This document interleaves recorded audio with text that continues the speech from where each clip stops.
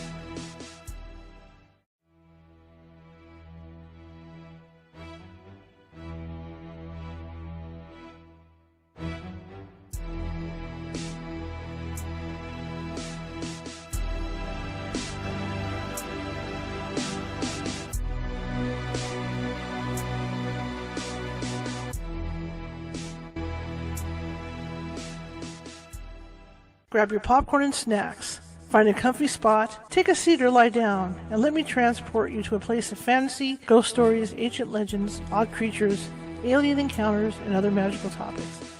You may even decide to join the conversation. From faraway lands to your own backyard, with a small dash of pixie dust, turn out the lights and open your minds.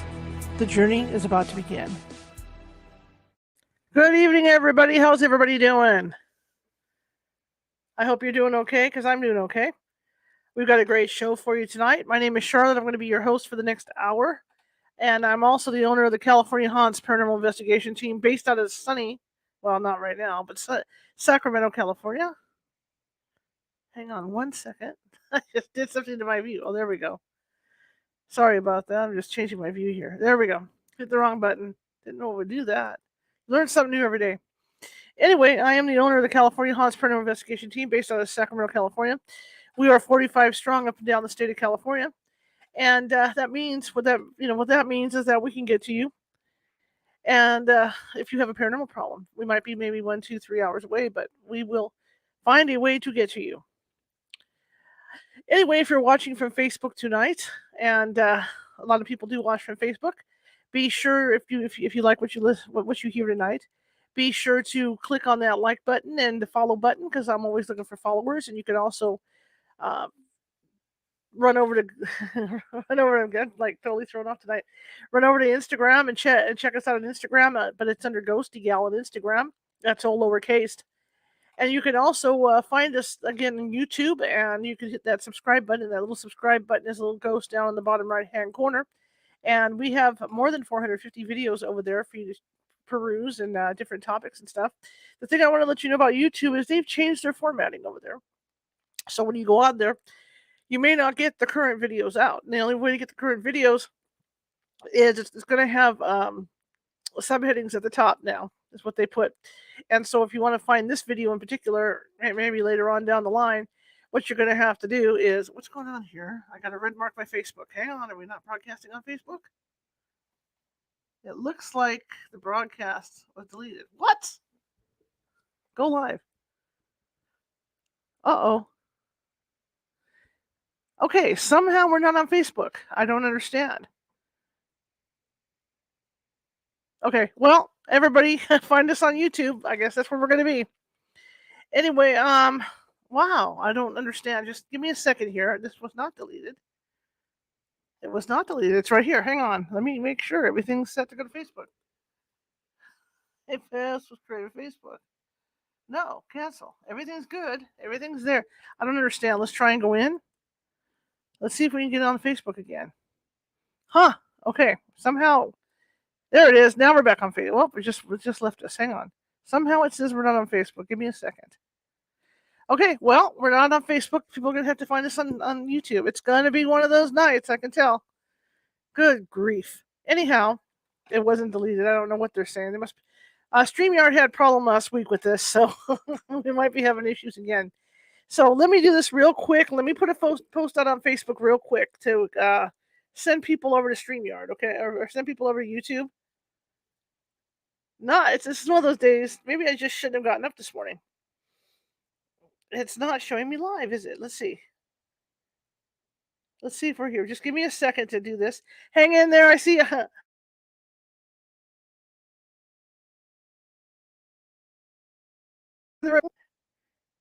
Oh, how weird. It's not there. It's gone. It's deleted. What the heck? Okay. I don't know what happened. So let me do this. Somehow it's deleted, and it shouldn't be deleted. It's been shared all over. Okay, show is on YouTube. On YouTube. Go to YouTube. So let me put a link up for people. Give me a second. I don't understand what the hell's going on, because it shouldn't have been deleted. Somehow it got deleted. I've never had that happen before. This is the first. There's always a first time. So let me get the link over for people over there on here. So we're live. Let me get the link over to YouTube. Just give me a second here. You're probably going to hear a delay here in a second too. Okay. So there I am on YouTube. Am I still there? I think I'm still there on YouTube. I can only hope. Yeah, there I am. I see myself moving. So let me copy the link over. Let me get it on Facebook here so I can let people know. I don't know. I don't know what happened. Oh, this is weird. The whole thing's weird tonight. Okay. Just give me a second here. I got all kinds of weird stuff going on. copy. What are you doing to me tonight? Don't do this. Okay. So there it is. That way people can find the show. Wow, that was crazy. Okay. All right. So we're on YouTube. Everything's cool. We should be broadcasting on YouTube. Yeah, I have no idea what happened.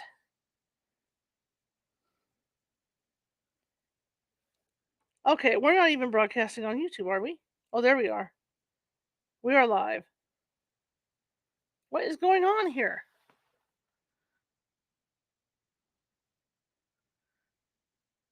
Okay, so I got 2 people watching, so I'm figuring we're broadcasting on YouTube. Okay, well, all I can do is hope. Okay, let me bring. Okay, anyway, my guest tonight.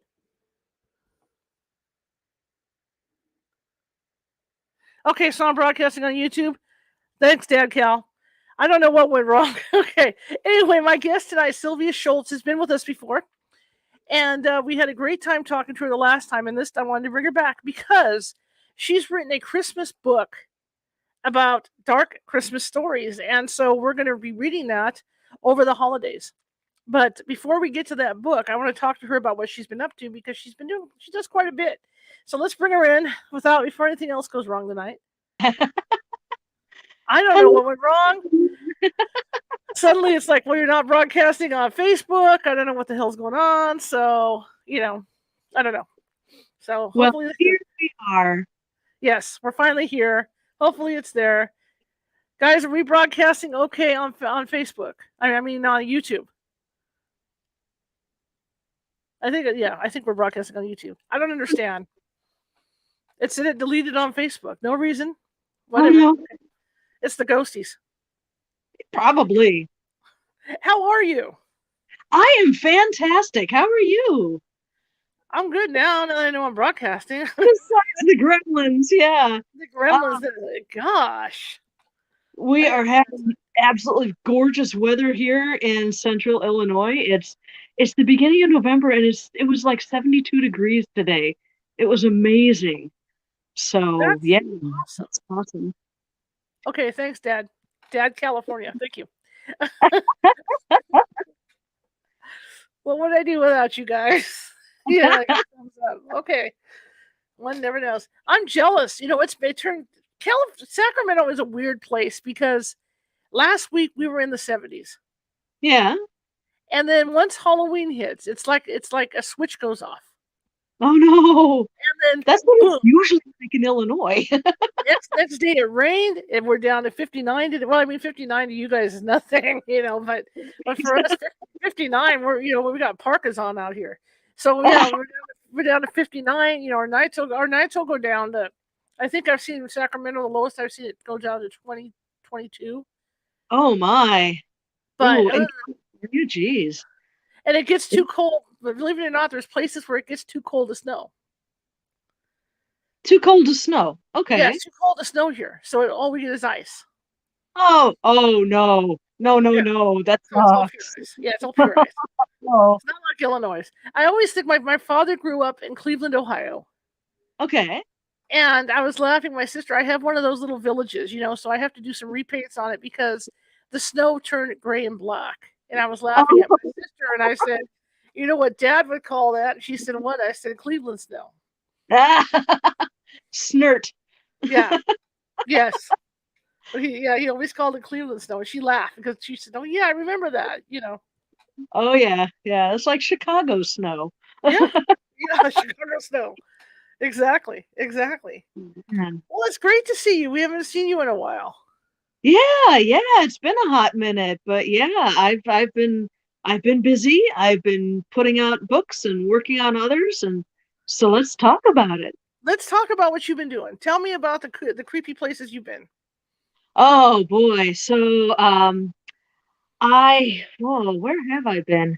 I went back to Malvern Manor and did some exploring there, spent another night there, and slept in Susie's room and just had a wonderful time. I actually brought a friend with me, and he was not really up for spending the night in one of the rooms. He slept in the safe room. So And that's fine. I don't blame him. He's just a baby ghost hunter, and I was a baby ghost hunter once too. But yeah, we had a great time, and then we went to the Villisca Axe Murder House the next morning, and I showed him around there. And oh, where else? Gosh, I went back to Sugar Tree Grove Cemetery in Monmouth this past weekend and just Mm-hmm. walked around and had a great time. And then I did a presentation on on fractured spirits on the Peoria State Hospital at Right. the War Museum. And I got there and well, I was setting up and everything, and the girls who were showing me around, the docent and the director of the museum said, "Oh, by the way, this museum is haunted."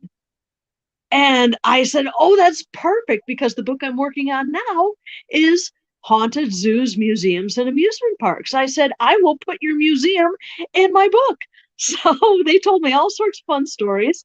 Um, One of the places that there are two places that have a lot of activity in that museum. And Monmouth is a small town. It's got a college, which is where I went to college, class of 1990. Mm-hmm. So that's why I was familiar with the town. But the museum is a new thing. I mean, that was started after I left. So I this is my first visit to it. And they have a display of agriculture equipment like oh um haying machines and threshing machines and little things that you put uh, cobs of corn in to strip the corn off and then grind it into cornmeal, um, and horse saddles and horse halters and stuff like that. So that is one of the places where they hear a lot of footsteps, Mm-hmm. random voices and whatnot. And then the other one of the other exhibits they have is an exhibit on women's fashion through the ages from Mm-hmm. 1860 all the way up to the 1990s. So that is also a very active place. And the girls told me that they hear a couple of women talking and chattering away to each other. And Nice. there was one story they told me where something fell over and the women seemed to be blaming each other for knocking something over. It was delightful. I did a lot of recording. I haven't listened to the recordings yet. I don't know if I captured anything. I didn't hear anything Mm-hmm. with my naked ear. We heard some scratches in the agricultural room, but we kind of debunked that. We think it was a tree on the other side of the wall kind of moving in the breeze. So I think we debunked that, but it'll be interesting to see if we captured any EVPs or phantom footsteps that we didn't hear at the time. It's always fun to jump into an investigation like that when you're not expecting it. You're like, oh, hey, here's a treat. I get to investigate, and I didn't even think I was going to. Yeah, I have a question for you. When you go into a place like that where you know that there's women from a certain time period, do you ask your questions accordingly when you're doing EVPs? I try to, yeah. I try to ask questions that they will be familiar with, like, can you tell me what color your favorite dress was? Mm-hmm. Or you can you show me the smell of the favorite dish that you like to cook, or something you were known for. Um, just things like that. Just things that let them know that I'm not someone to be feared and someone that's genuinely interested in their daily life. Because Mm-hmm. I think that's when you get the best answers is when you just talk to somebody like you're talking to someone in real life. I got a delightful EVP from Malvern Manor from Mm-hmm. Susie.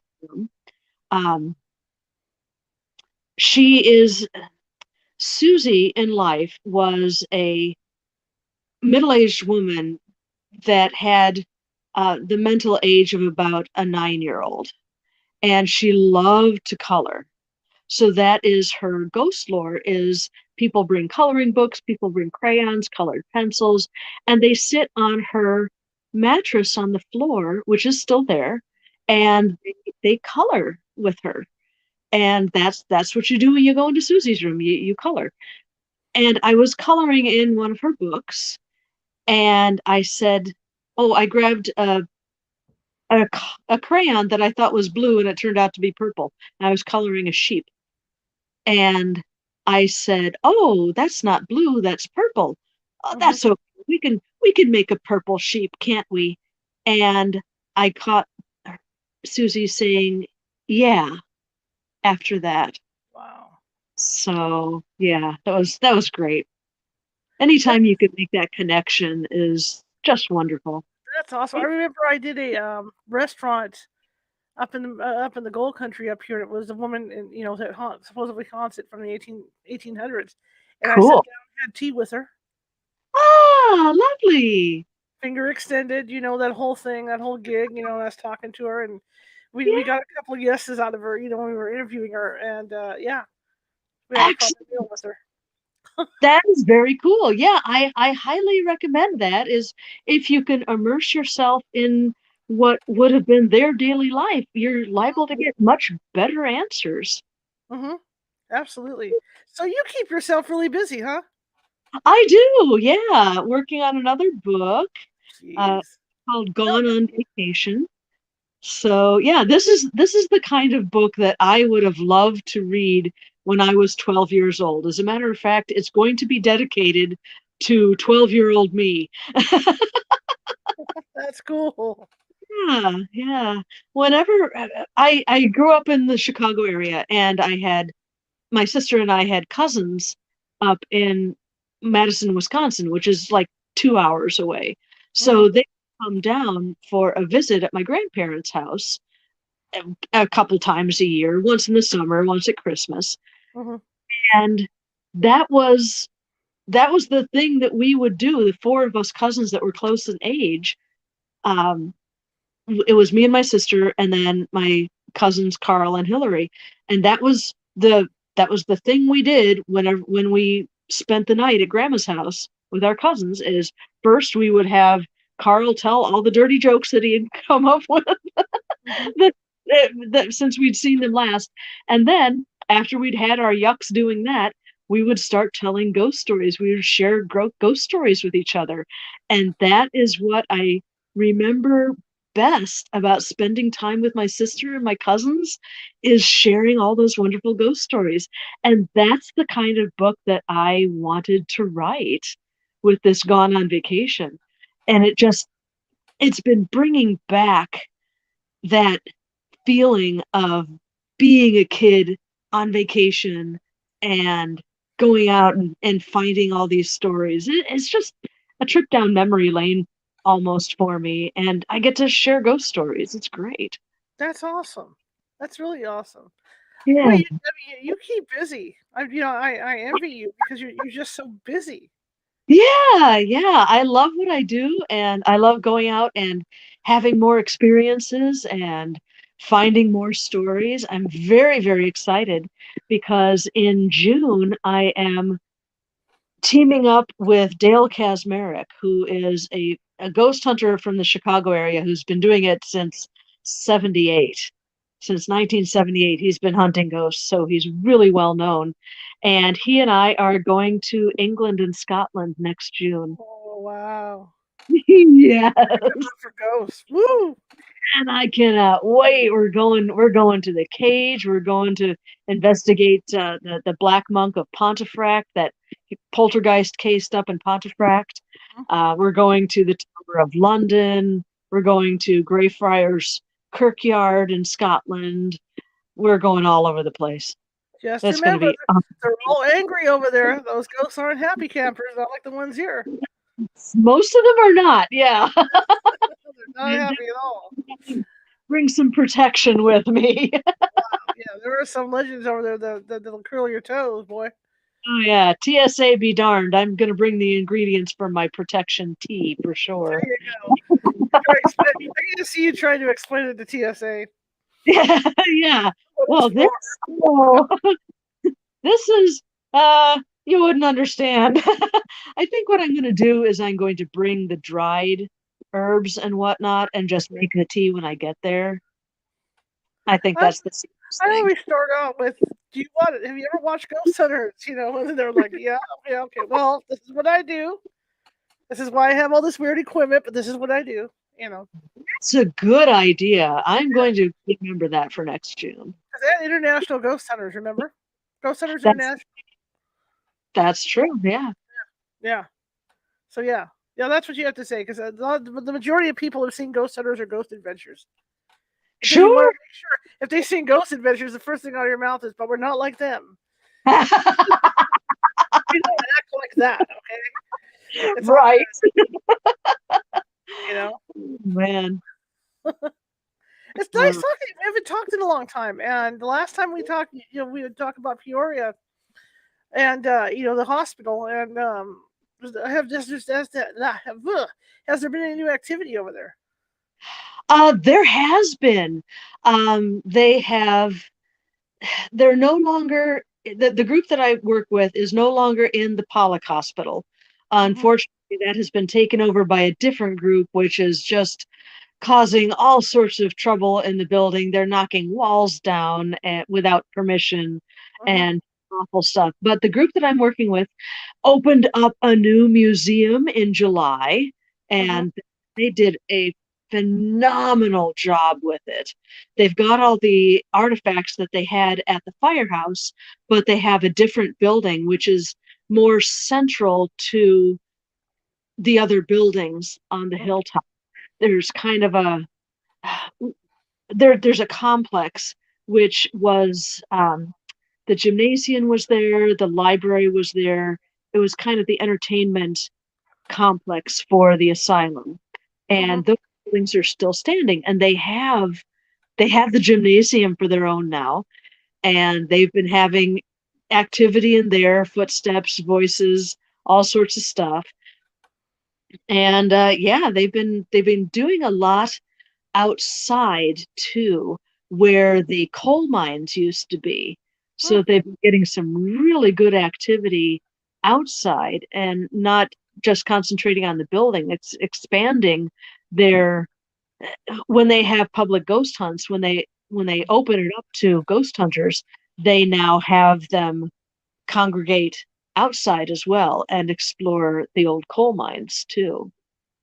Do you think a lot of that activity is due to the fact that they're making changes in the building?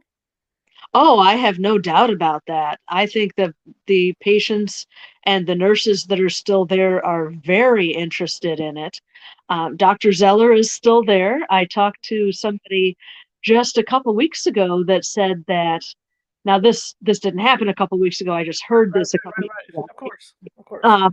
But this was when the museum was still in the firehouse, and this teenager was one of the haunt volunteers. And after the haunt one night, they went back into the firehouse just to decompress from the haunt activity. And he said he's sensitive, and he said he saw Dr. Zeller sitting in his chair, which they have Dr. Zeller's chair. So Dr. Zeller was just kind of copping a squat in his chair and just hanging out, just keeping an eye on the place. So I'm very happy about that. That's really cool, though. I mean, I mean, that place like that that gets that much activity, that is really cool. Oh yeah, I every time I go there. They share stories with me, which is just wonderful. Absolutely.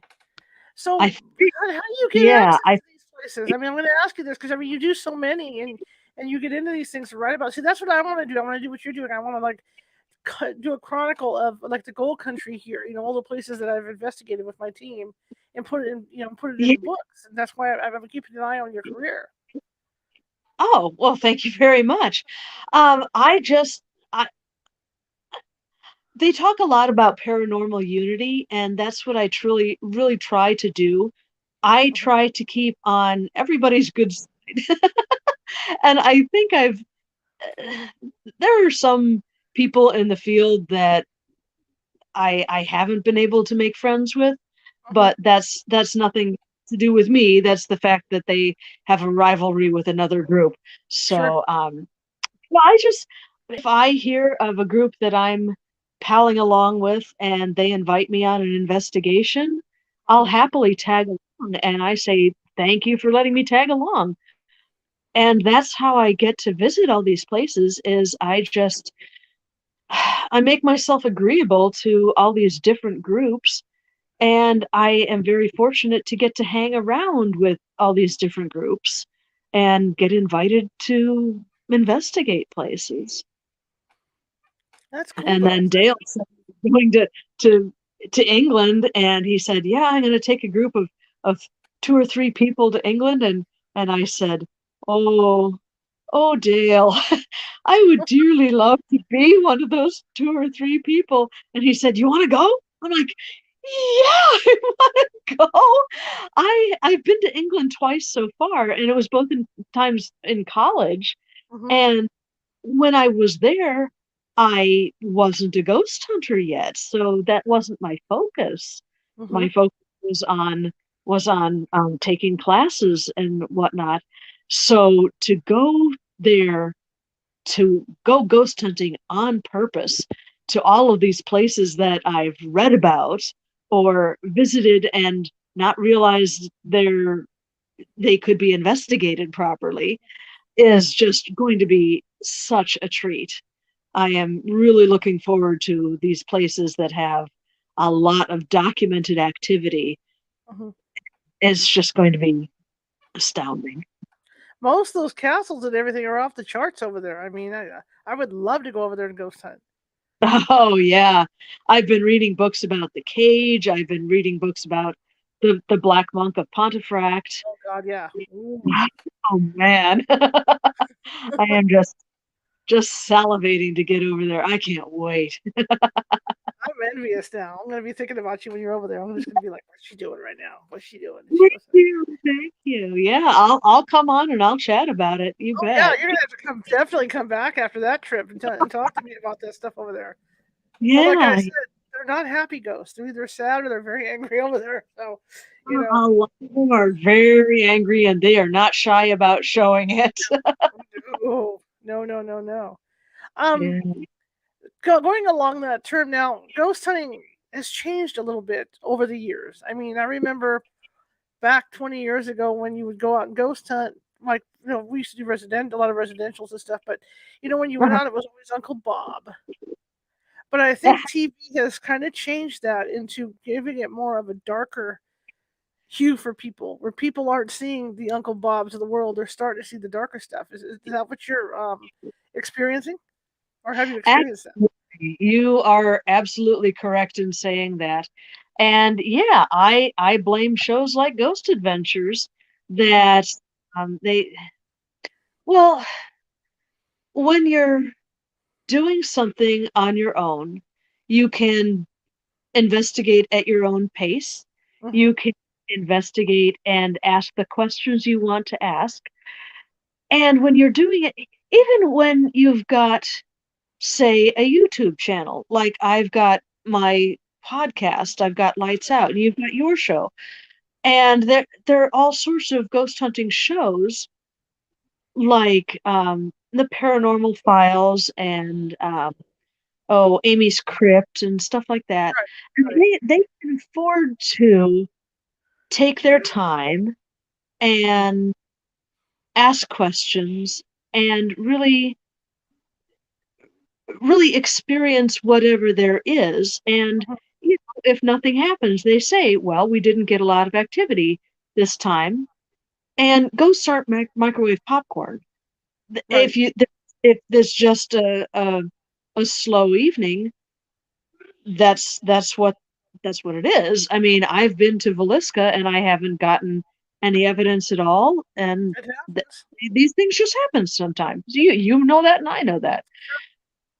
But if you have a TV show with commercials and sponsors, they want a little more bang for their buck, I think. And I Yeah. think that leads people to, I think that leads investigators to become showmen. Hmm. And leads investigators to become actors and celebrities and personalities. And that's all well and good, but let's not lose sight of the fact that we're trying to communicate with people, and we're not trying to just sensationalize the fact that we're talking to dead people. Mm-hmm. Mm-hmm. And I think the focus on darkness and, oh, it's a demon, that's just not right. And it Right. gives people who might have just a passing interest in the paranormal the wrong idea. Mm-hmm.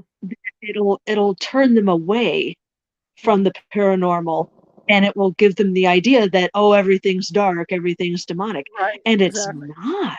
It So is. yeah, I think that's it's very sad It's when that very happens. hard, like even with the residentials, to explain to people because, I get calls all the time where they swear up and down it's a demon, and it's like, well, we just can't come out and do a cleansing because we don't know what we're dealing with, and that's the idea of the investigation is we got to come out and figure out what we're dealing with. It may not be a demon, it may be something angry. We don't know until we get out there.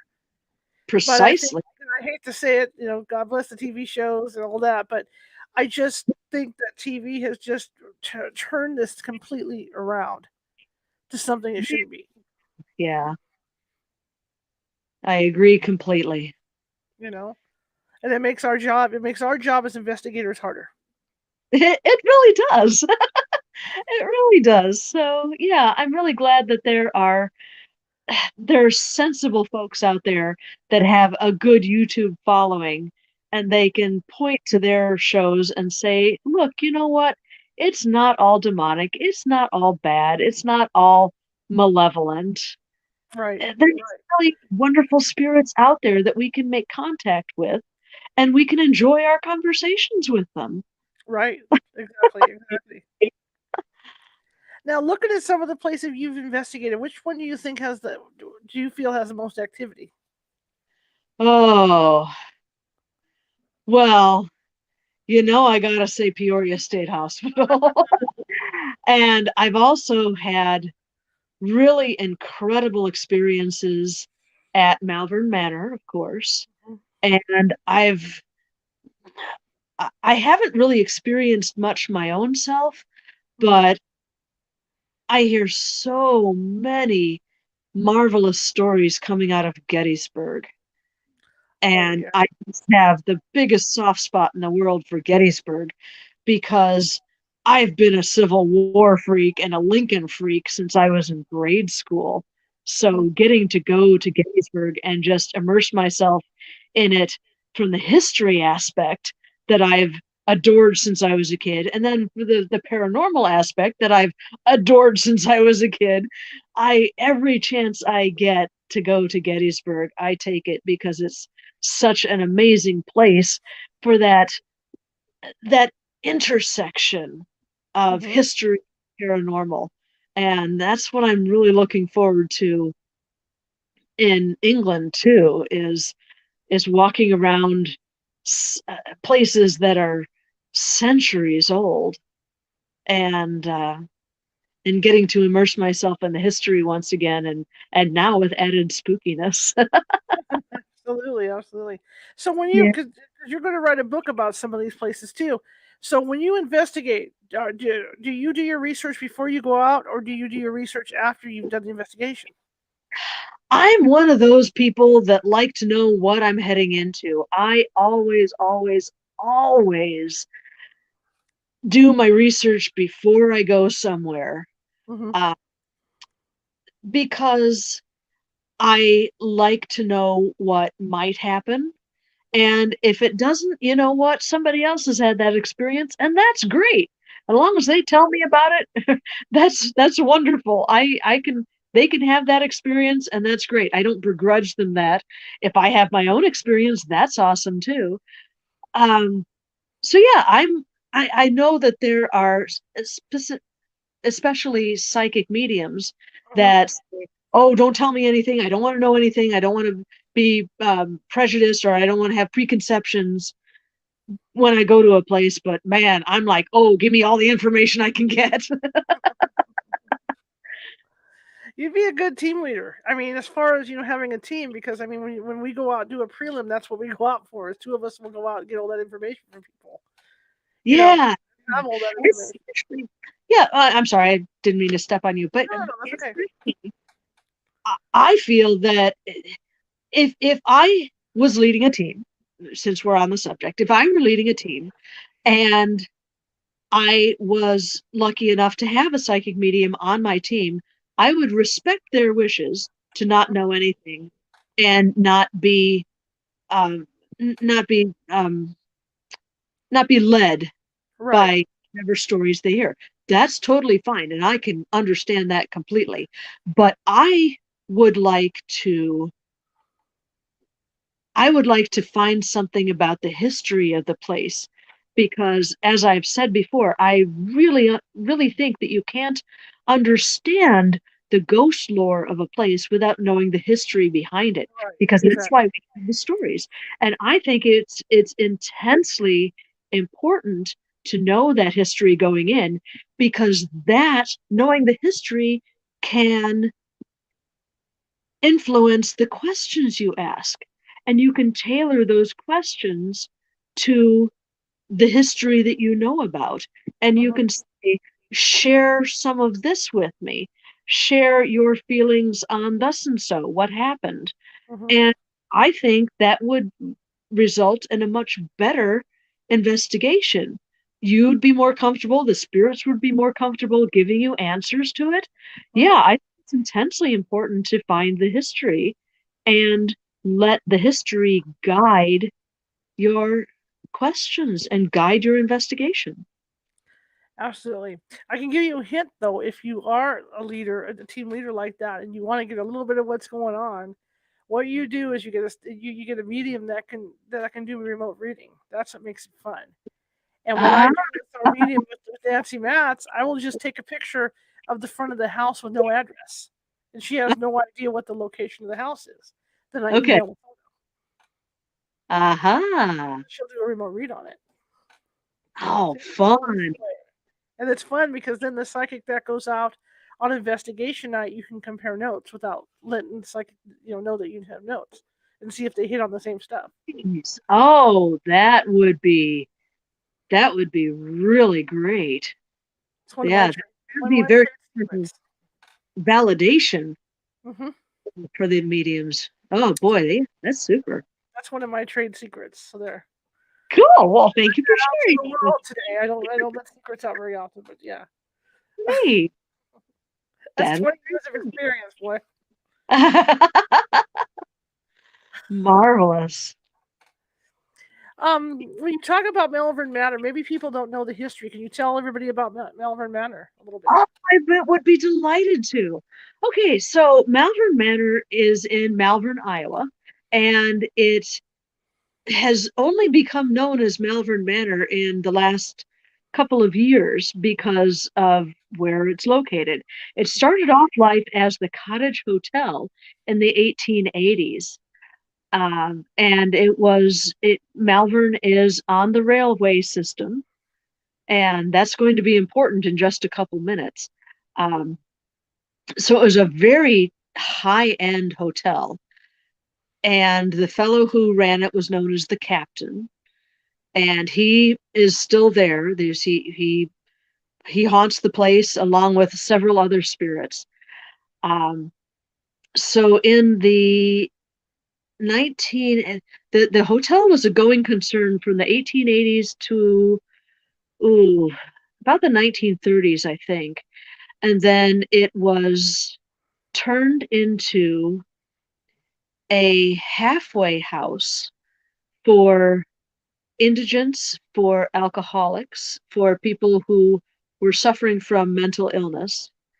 And in the 1950s, it became a nursing home called Nisha something or other. Hmm. So yeah, it became a nursing home in the 1950s and served that purpose for a couple of decades. And some of the spirits there are from the nursing home days, and some of them are from the halfway house days. And it only closed in 2020, 10, I think. So it hasn't been closed all that long. So all of the stuff from the nursing home, they added on to the hotel to make the nursing home. So there are really two separate sections of the building. And all of the stuff is still there. The beds that the people slept in are still there. And there's one fellow named Hank who his clothes are still hanging in his closet, and he really does not like women touching his clothes.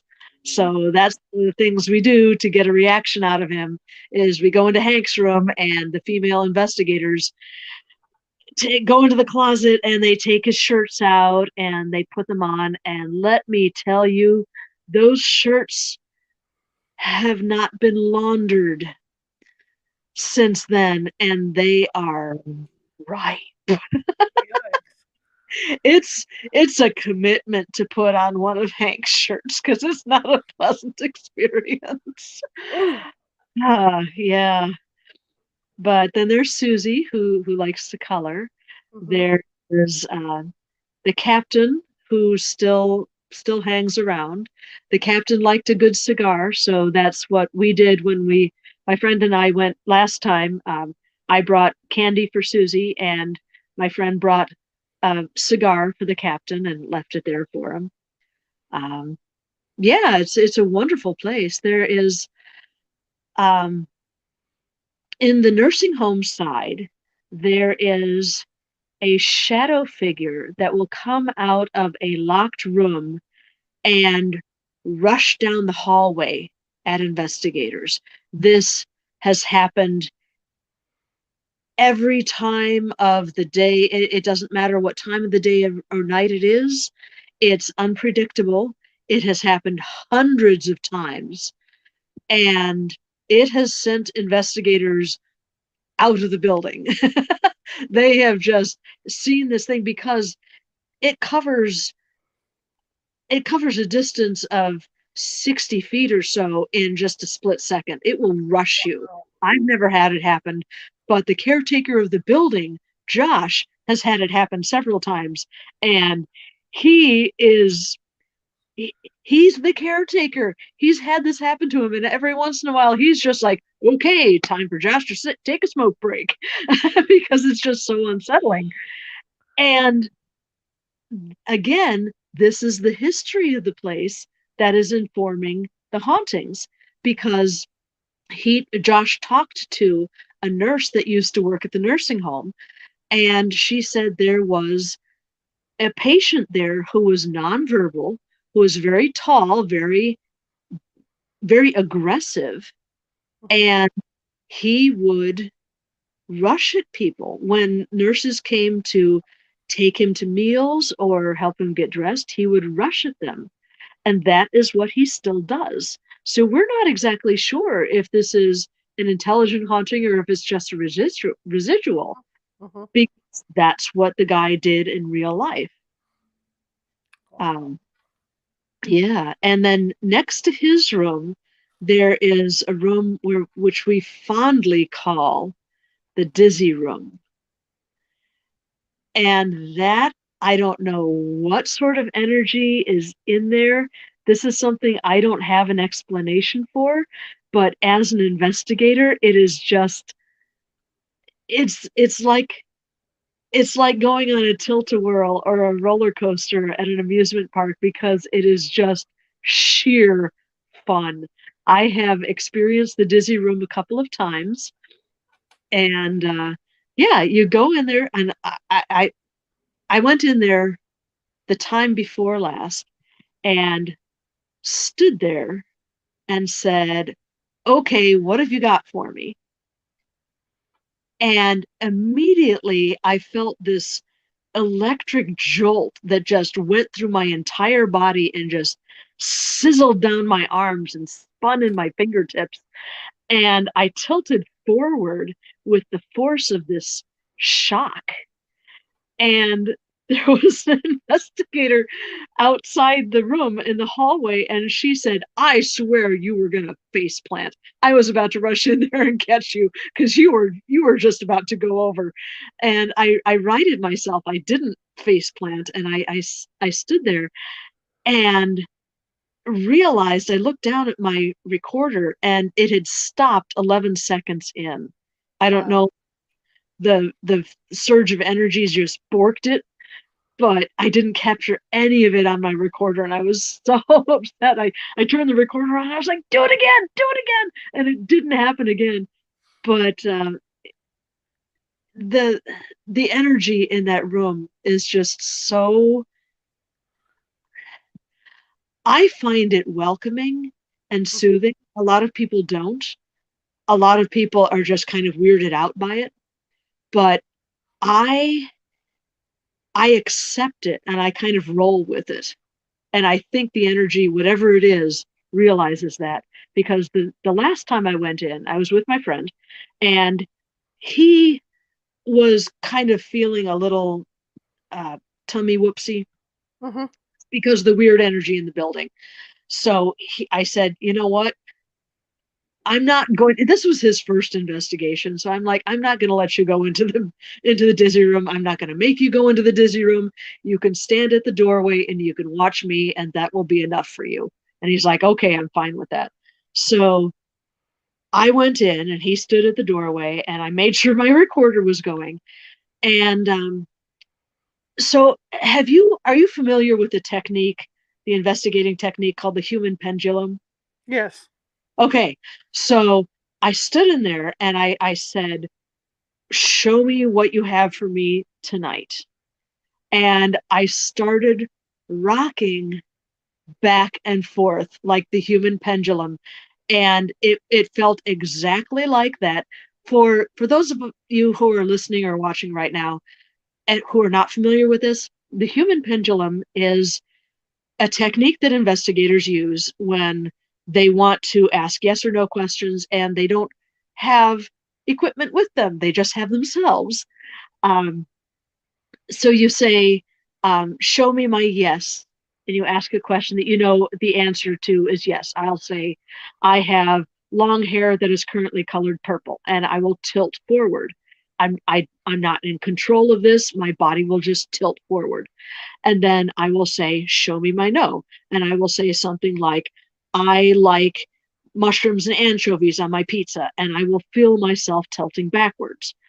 So if you are in a situation where you want to do a little impromptu investigation, you can use this because your investigative tool is your own body. You say, show me Mhm. my yes, show me my no. So and you don't have control over it. It's not like you are forcing yourself to tilt forward. You Mhm. just tilt in response to this question. And that's what the Disney room was doing to me that last time I went. It was just back and forth for like 10 minutes. And it gradually slowed. At first it was so powerful I almost had to take a step forward to prevent myself face planting. Mhm. And after about 10 minutes it slowed and stopped, and I turned my head and looked at Callan and said, and we're done. And he said, you know what, watching you enjoy that was just wonderful. So yeah, I love the Disney room. I love Malvern Manor. It's it's an astounding place. Absolutely. You remind me of that place, that's not that whole Disney room thing. I've experienced that Uh-huh, at cool. the old Washoe Club in Virginia City. They were Aha. taking us on a tour during the day, because they don't want you falling down stuff. And so my team, there was about maybe 8 of us, 10 of us going into this room, and I felt the floor move. Oh, And I nice. thought, is it an earthquake? What am I feeling? And I turned to the guy behind me and I said, do you feel that? The floor is rotating. Uh-huh. And he said, yeah, I feel it. What the hell is that? And about 3 other people in front of me felt it too. Awesome. what odd feeling, odd feeling. And of course, we're all dizzy after a while because the floor is moving. When we think the floor is moving. But that was the weirdest feeling I've ever experienced. Yeah, that's what happened. That's what else happened in my first experience in the dizzy room Mhm. is yeah, I felt the floor moving, and it was almost exactly like standing on a train, standing up and feeling a train move underneath you. Yeah, Yeah, yeah. but you weren't going anywhere. Yeah. Oh, and that reminded me that I said something about Malvern being on the train and how important that was, and being on the train tracks going right through the city. Um, it's not a city, it's a small town. Mhm. But here is why this is important. Villisca is also on those same tracks, as is Monmouth. And there was an axe murder in Monmouth around that time, around 1910. And of course, the Villisca murders happened June 10th, 1910. And I've every time I go to Malvern, I go to Villisca, and every time I go to Villisca, I go to Malvern because they're only about 40 minutes apart. So it's really a good thing to combine those trips. And I've spoken with the caretakers of both places, and spirits from Malvern will show up in EVPs at Villisca. The captain will show up in Villisca, and people from Villisca will show up in EVPs at Malvern. And both caretakers, they're friends, Mhm. and caretakers have this theory that whoever committed the murders in Villisca may have stopped in Malvern because there was a hotel right there, Mhm. and he might have stayed at the cottage hotel. Mhm. I mean, Josh said, I would just love to find a ledger from the hotel from 1910 and just go down the list of names and say, I wonder. To make that connection, that'd be Yeah, fantastic. There's got to yeah, be some kind of connection, or they wouldn't be there. exactly. Yeah. And it's an avowed fact that the spirits from both places show up at different places. At spirits from Malvern appear at Villisca, and vice versa. I actually wrote about that. The book that has just come out is Grave Deeds and Dead Plots, which is true crime stories that have resulted in hauntings. Oh, cool. And that was one of the thank you. That was one of the stories that I wrote about was Villisca, and put my own experiences in there. And I noted that there is a connection between Villisca and Malvern Manor. So I hope people are interested in that. I have heard about stuff like that when we did the Hotel Jeffrey up in up by not Yellowstone, up by Yosemite, and they told us there's a hotel ironically named the Hotel Charlotte across the street. Hmm. And there's one particular miner that stayed in this Hotel Jeffrey. Well, he was in love with Charlotte, so he Ah, will go across the street at night to visit her. ah, And so they've had, I guess they've seen apparitions of them together and gotten EVPs of them together. that is So they fantastic. do move back and forth. So like you're talking about this thing with Velisca. Yeah, it's there. I mean, obviously, Right on. Oh, that's so sweet. you know. That I love it when ghosts get up to hanky panky in the afterlife. The afterlife, there's And still not only that, not still only that, it shows that there's romance in the afterlife, and of that's just course, love does go on, right? Even after death, even ex- after death. yeah. When you talk about hauntings with murders like that, with tragic situations during your research, what did you find? Oh man. I found so many stories that this is actually the first in a volume, or the first volume in a set of at least 5 books. Cool. I finding these stories that are true crime stories that have ended up with ghost stories attached to them, and it's tragic and fascinating at the same time. One of my favorites is the story of Celia Rose, who lived in Ohio, in Pleasant Valley, Ohio, in 1896. Now, with a name like Celia Rose, a girl living in Pleasant Valley, Ohio, you get this mental image of a girl with long blonde curls whose greatest joy is to sit and work on her embroidery. You would be wrong. Celia Rose was a dumpy, ungainly farm girl. She was kind of an oops baby. She was very much younger than her older brother. Her parents were in their mid 40s when she happened along. And Celia wasn't what that age would consider an idiot, Mm-hmm. but she just was not very, she wasn't terribly smart, but she was not very ambitious at all. She loved to read. She would take the papers and read them over and over again. She was intelligent enough, but she never did anything with that intelligence. And instead of helping around the house, she would wander the fields next to the farmhouse and just kind of keep to herself. She didn't have many friends. But when she was 22, she was doing her thing, just kind of hanging out in the fields. And the next door neighbors, the Berries, had a 17-year-old son named Guy. And Celie had the hots for Guy. And she didn't care that she was 22 and he was 17. And she kind of developed a crush on him. And he would plow the fields with his shirt off and everything. And he was nice to her, but he didn't really encourage this crush. But him being nice to her was tantamount to a marriage proposal in her mind. She was convinced that the two of them would run off and get married and just spend the rest of their lives living happily ever after.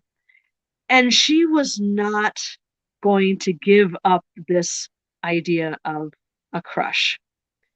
She hung around the Berry farm and kind of made a nuisance of herself. And Guy's father approached Celia's father and said, "Look, your daughter is hanging around my son too much. She's making a pest of herself. She, Guy's younger brother, flat out told Celia, he's like, Guy's got a girlfriend. He's not interested in you." And Celia said, "Well, that's okay. I'll marry you instead." And the kid's like, "I'm 12." And Celia said, "That's okay. I can wait." So the kid's father is like, he goes to Celia's father and he's like, you got to rein in your daughter here. So Celia got a talking to, and she was not at all happy about being asked to give up this crush that she had on Guy. Her mind worked slowly, but it did work. And she decided that the way she could make her dreams come true is to get rid of her family. So when her family sat down to the breakfast table one day, they liked to have cottage cheese for breakfast. So Celia took the black pepper box and filled it full of rat poison. She filled it full of arsenic. So that's what they sprinkled on their cottage cheese that morning. Her father and brother were dead within the week. Her mother did not have as much of it, so her mother was kind of almost getting better. Mm-hmm. Celia threw the rest of the cottage cheese out in the yard, and the chickens ate it, and the chickens all died. So her mother was starting to get better, and her mother said, "You know what? We have to move. I mean, everyone's going to realize that." People were already starting to talk, thinking that Celia poisoned her entire family. And with the dead chickens, too, people kind of put two and two together. And her mother even asked, she's like, "Celia, did you do this? Did you put poison in our black pepper?" And Celie just kind of hung her head, and that was answer enough. And her mother was like, yeah, we're going to have to move. I mean, you're going to get a bad reputation in the township because of poisoning us all. And Celie realized that if she and her mother moved out of town, she wouldn't get to see Guy anymore. So the next morning, she fixed her mother a bowl of bread and milk and arsenic and killed her off. Okay. So yeah, she was picked up and indicted for 3 murders, and she was found not guilty by reason of insanity. She was put in the insane asylum, and that's where she spent the rest of her life Hmm. and lived into her early 60s, I believe. So she's still the house where she grew up still stands in Ohio, and she can still be seen peering out of the windows on a moonlit night, especially around harvest times, still hoping to see a glimpse of Guy with his shirt off plowing the fields. Wow. Yeah.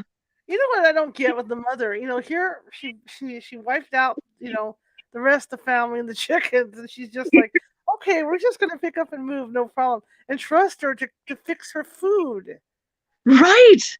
Yeah. What is up with that? What were you thinking? What you obviously did not think this through if you're not uh, making sure to fix your own food from now on.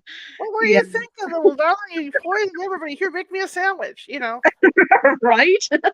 Sure. Bowl of milk, bread and milk? Yeah, why not? Yeah. No. I don't understand people. I just don't get it. I mean, what? Bad enough the family that after the chickens died, that should have been a real big red flag there. Oh yeah. Oh yeah. Yeah. Oh my gosh, that's a hell of a story. I gotta read all that down. See, you get the real scary stuff. Celia Rose. Yeah, in 1896. And there is a brewery in town that has kind of continued that legacy. Celia Rose's story is still so powerful in that town in Ohio that there's been a play written about her. And when the play is performed, they usually have technical difficulties when the Celia character talks to the mother character on stage. The lights will flicker Wow. when the mother says we have to move. The lights will flicker. And then there's a brewery in town that actually is housed in a building that used to be a funeral home and mortuary. So they have stuff like Dead Guy Ale, and they have a Celia Rose IPA, which Cool. is I think it's flavored with orange and cardamom and stuff like that. And the tagline for it, the advertising copy for this IPA is, "You will probably enjoy our spices more than you would have enjoyed Steely's spices." So That's good. they just have a lot of fun with this Celia Rose IPA, and with all their beers. Really, they have fun with their drinks. That is really funny. That is truly funny. Well, let's talk about the Christmas book because I'm going to be reading that maybe this weekend. I'm going to start it the weekend after. Every Sunday, Excellent. every Sunday I read a book that's paranormal themed, Uh-huh. and since it's the holidays, I chose yours. Oh, thank you so much. So tell me I'm a little bit about this book so we can wet everybody's whistle about it. All right. I am actually doing a talk on Spirits of Christmas tomorrow for a homemakers group, East Peoria women's group. So I am just raring to go about that. So Spirits of Christmas is a collection of uh, Victorian Christmas weirdness, because oh man, the Victorians were strange when it came to Christmas, and they also really loved telling ghost stories at Christmas. Um, the Victorians were into spirituality and spooks anyway, and they figure, you know what, this is the darkest time of the year. It's really a great time to cozy up to a fire with a glass of something hot and tell ghost stories. Um, so there was a lot of Victorian influence in that in part of the book. And the rest of the book is ghost stories that happened in the dead of winter, tragedies that happened in December, and ghost stories of December in general, and Christmas Eve and Christmas Day. Ooh. And yeah, that was I had ridiculous amounts of fun writing that book, finding all these ghost stories of Christmas and Christmas Eve and Christmas Day. And working on the book really taught me something about crystals, believe it or not. I had finished writing most of the book, and I had one more section to go. And that was the section on Christmas and December tragedies. Things like the Babs Switch School fire, the Iroquois Theater fire, the Our Lady of the Angels fire, the disappearance of the Sodder children. Pearl Harbor happened in December. So I had this section of things that I knew were really going to be difficult to write about. So I said to myself, all right, you know what? You've got one section to go. You can do this. You can power through it. You can spend a couple of weekends writing. And so I did. I started on a Saturday morning and I just powered through it. And by Saturday evening, I had a blistering headache and I had terrible, terrible nightmares Saturday night. And I said, oh, this won't do. I have to do something about this. So Sunday, I went to my ghost hunting kit and I got out my chunk of black tourmaline and I had it sitting on the desk as I took notes. And I had it in my left hand as I was writing with my right hand. And no headaches, no nightmares, no troubles. Nice. So, yeah, I sure was glad for that chunk of black tourmaline. That's one of my questions that I have for you is that when you're writing this stuff, you're investigating some of it, but when you're writing this stuff, does that draw stuff to you while you're writing? Not that I've noticed, but I am careful to keep goldstone on my desk when I'm writing, and sometimes rose quartz if I'm working on something particularly dark and menacing. I keep a chunk of rose quartz there to lighten the mood a little bit. And yeah, if I really get into the weeds, I'll pull out my black tourmaline. And yeah, I know enough to that experience just absolutely sold me on crystals, and I am not without my crystals. Ever since then, I'm like, all right, you know what? I'm sold. This is great. I believe it. Yeah. I understand completely. So, Mhm. how many stories do you have in this book? And Spirits of Christmas. Yeah. Okay.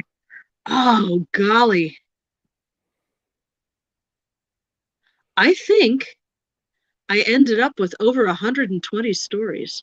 Wow. Yeah. If I'm remembering correctly, it was a good chunk. It was a lot of stories. And some of them are longer than others, of course. But yeah, I do. There are over 120 tales in that one. Was it hard to do the research? It was fun to do the research. It was just a blast. I mean, I have a stone blast doing all of my research for all of my books, but this was particularly fun because I got to gorge myself on true ghost stories and just pick out the ones that happened in December. And yeah, it was really interesting to research the tragedies that happened in December too, and just the history of these things. There is one story that is in the dark of winter section where it's not necessarily December, it's just wintertime in general. And one of the stories in that is the story of the Ruth Simmons, the Christmas tree ship. And the captain that went down with his ship. Um, I won't spoil it for you. You're going to read this story, but I want people to look forward to the story of the Christmas tree ship and the Ruth Simmons. I couldn't write a book on Christmas hauntings and Right. not mention the Christmas tree ship. And that was really interesting for me because it had its roots are in Chicago history. And I grew up in the Chicago suburbs and I had never heard of the Ruth Simmons. And it was a real treat for me to learn about this this mainstay of Christmas time in old Chicago. This ship would come across Lake Michigan and it would dock in the Chicago River and it would ride at anchor for several weeks while the captain and his wife and his daughters sold trees and wreaths from the decks of the ship. Hmm.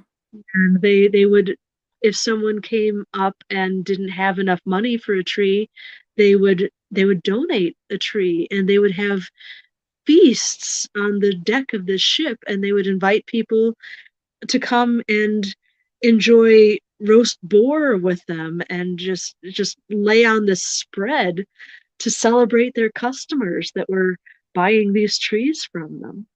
Nice. Yeah, this is a wonderful, wonderful story. I can't Absolutely. wait to share it with people. I'm excited. I'm excited to read this, and I'm so glad you gave me permission to do it because I'm really stoked about it. In fact, after I had read Mrs. Miracle last year, I saw the book and I thought, oh my gosh, I should have read that one. And so I Well, kept it in the mind holidays the whole year, are to do it. So here we go. So I don't know if we're going to start this Sunday yet or we're going to start the following Sunday, but we're definitely going to get started on it. excellent. I want to thank you for coming on. It's always fun to have you on. I appreciate it. I had such a blast talking with you. Thank you so much for inviting me. And when you get back from England, shoot me an email. We'll get you on when you get back from You the UK. know it. Absolutely. Thank you so much. I had a complete blast talking with you. Absolutely. Sylvia, how do we find you? Okay, you can go to sylviashults.wordpress.com, and the last name is spelled Shults. And at sylviashults.wordpress.com, you're going to find information about my books. You'll find information about my podcast, Lights Out, and the links on the site will go to the YouTube version of Lights Out, but you can also find it on any podcast platform on Spotify, our iHeartRadio, Apple Radio, wherever you listen to podcasts. Absolutely. All right, Sylvia. Well, thank you so much. And I apologize for whatever happened earlier, but I think we got over it. You got it to work. It's all good. I had a great time, and I want to get you back on. Thank you so much. You bet. Thank you. Bye bye. Have a great evening. All right, guys. She's always fun to have on, and she has written a lot of books, boy. So if you go over to her website, you're going to see a lot of books on different haunted places. It's incredible to check them all out. All right. Anyway, tonight we were on YouTube, which is fine, and I'm going to go ahead and do an extra teaser for the folks on Facebook so they can come and watch this later. But who knows? Like she says, it's the little gremlins going to work for us. Anyway, if you like the show, share it with 5 people. If you hated the show, share it with 5 of your enemies. As usual, we are equal opportunity here, California Haunts Radio. We're trying to get the word out. So if you hate people and you didn't like the show, it's a good way to get the word out. Just keep sharing. Again, I want to thank the podcast viewers. They have really helped us out this year. We are we more than doubled our podcast downloads since from November last year to November this year. So I'm really October. I'm in the wrong month, aren't I? From October last year to October this year, we more than doubled our download numbers for the podcast. Thank you all, and that's all around the world. That's not only the United States. That's over in Europe and the Middle East and everywhere that people listen to the show. It's kind of cool to think that, right? So so I'm real excited. I want to thank you all. But the key to this show is to share. If you like what you hear, or even if you don't like what you hear, share it out because we want to get the word out. My associates here locally get business cards to hand out for the show. To keep the word out. So the job that you guys have now is to share it out and say, hey, there's a pretty good little show out there, and come and listen to it. All right, I appreciate it. I really do. Anyway, tomorrow, Les Klinger is going to be with us. And if you're into old horror movies and old horror stories, He has done a lot of research on classic horror like Frankenstein and Dracula. And most importantly, what he's going to be talking about is Dr. Jekyll and Mr. Hyde tomorrow. So we're going to go into the history of Dr. Jekyll and Mr. Hyde and all kinds of stuff about them that I didn't even know. And now I'm a horror buff, okay? I didn't know. So that'll be tomorrow at 6:30 p.m., hopefully on Facebook and everywhere else, that we're back on where we're supposed to be. But I appreciate everybody for finding us over here. Thank you so much, Dad. There's a dad out there. Thank you so much, Dad, for helping me and making sure we were on the, let me know we were on the air and all that. But I really appreciate it, and I will see you guys tomorrow at 6:30 p.m. Pacific. Have a great evening.